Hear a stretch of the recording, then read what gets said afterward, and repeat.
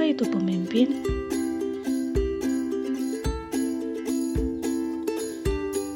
Pemimpin adalah orang yang memiliki kemampuan dalam mempengaruhi individu atau sekelompok orang yang bekerja sama untuk mencapai tujuan bersama.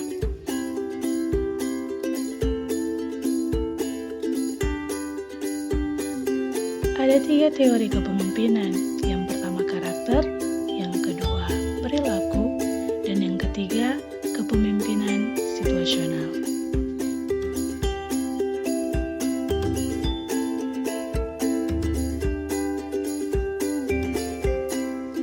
Yang pertama, teori karakter merupakan sebuah teori yang menitik beratkan karakter-karakter tertentu yang mampu menyukseskan kepemimpinan.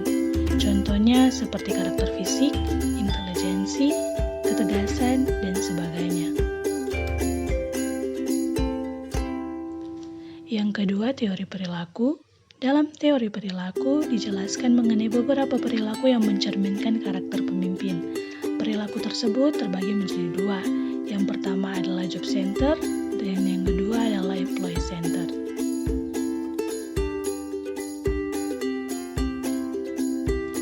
Teori yang ketiga adalah teori kepemimpinan situasional. Teori ini memiliki titik berat pada kematangan para pengikut atau bawahan.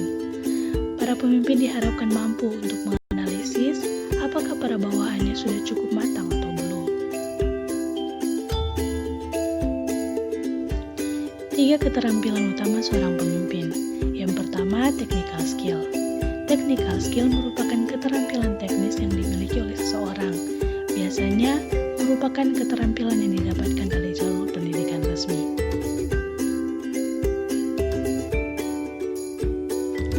Yang kedua, conceptual skill. Conceptual skill didefinisikan sebagai kemampuan untuk memahami persoalan secara lebih menyeluruh. Fungsi dalam conceptual skill lebih banyak bagaimana mempengaruhi orang lain supaya mengikuti apa yang diinginkan oleh sang pemimpin. Yang ketiga, soft skill. Yang termasuk soft skill diantaranya kemampuan untuk mengendalikan diri sendiri, kemampuan untuk mempengaruhi orang lain, termasuk kemampuan untuk mengelola konflik dalam sebuah organisasi, dan masih banyak yang lainnya lagi. Ada 5 fungsi kepemimpinan. Yang pertama, fungsi instruktif. Yang kedua, fungsi konsultatif. Yang ketiga, fungsi partisipasi. Yang keempat, fungsi delegasi. Dan yang kelima, fungsi pengendalian. Yang pertama, fungsi instruktif. Fungsi ini menempatkan pemimpin sebagai pengambil keputusan dan pemberi tugas terhadap para bawahannya. Sementara itu, para bawahan bertugas untuk menjalankan segala instruksi yang diperintahkan oleh para pemimpin. Yang kedua, fungsi konsultatif. Berbeda dengan fungsi instruktif, fungsi konsultatif sifatnya 2 arah. Bawahan dapat berkonsultasi pada pemimpin untuk mencari jalan terbaik dalam mencapai tujuan bersama.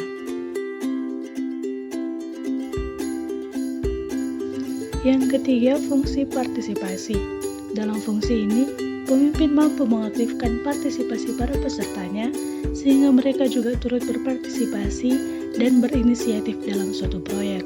Para bawahan tidak hanya sekedar menjalankan perintah saja. Yang keempat, fungsi delegasi. Dalam fungsi delegasi, pemimpin mampu untuk mendelegasikan suatu wewenang kepada orang lain yang memang sesuai dengan tugas tersebut.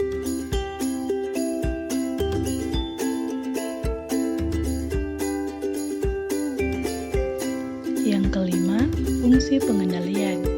Fungsi pengendalian berarti pemimpin mampu untuk mengendalikan segala aktivitas bawahannya agar efektif bertugas untuk mencapai tujuan dan tidak keluar dari jalur.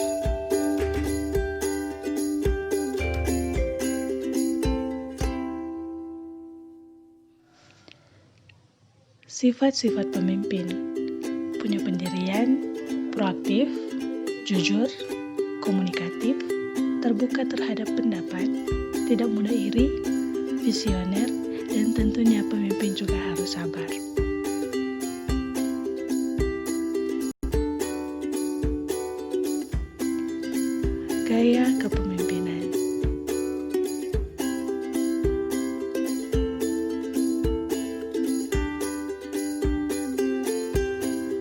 Ada 4 gaya kepemimpinan, yaitu otokratis, birokrasi, partisipatif, dan delegatif.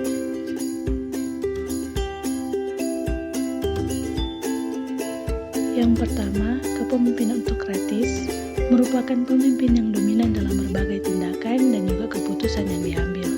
Kekuasaan pemimpin sangat mutlak dan hampir tidak ada celah untuk para bawahan memberikan masukan.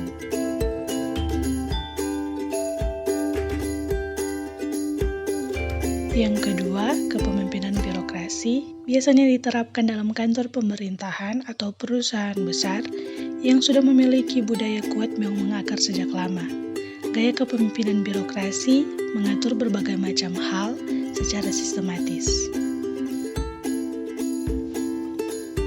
Yang ketiga, kepemimpinan partisipatif. Gaya kepemimpinan yang satu ini memberikan ruang bagi bawahan untuk berpartisipasi lebih dalam pembuatan sebuah keputusan. Pendapat bawahan didengarkan, tentu apabila memberikan pandangan yang baru dan sesuai dengan tujuan yang ingin dicapai. Yang keempat, kepemimpinan delegatif. Pada gaya kepemimpinan ini, para bawahan diberikan kebebasan oleh para pemimpin. Maka dari itu, bawahan punya ruang untuk melakukan hal-hal sesuai dengan keyakinan mereka dan mampu mengambil keputusan sendiri. Tujuan dari kepemimpinan. Ada 2 tujuan kepemimpinan. Yang pertama, mencapai tujuan, dan yang kedua, memotivasi orang lain. Yang pertama, mencapai tujuan.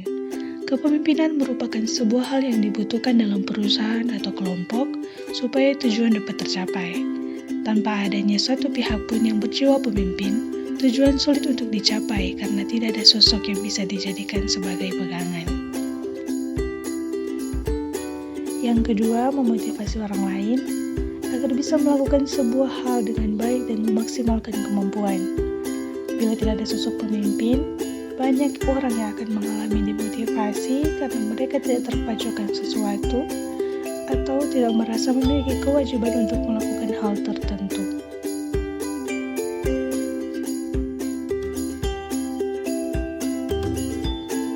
Sekian pembahasan saya mengenai kepemimpinan.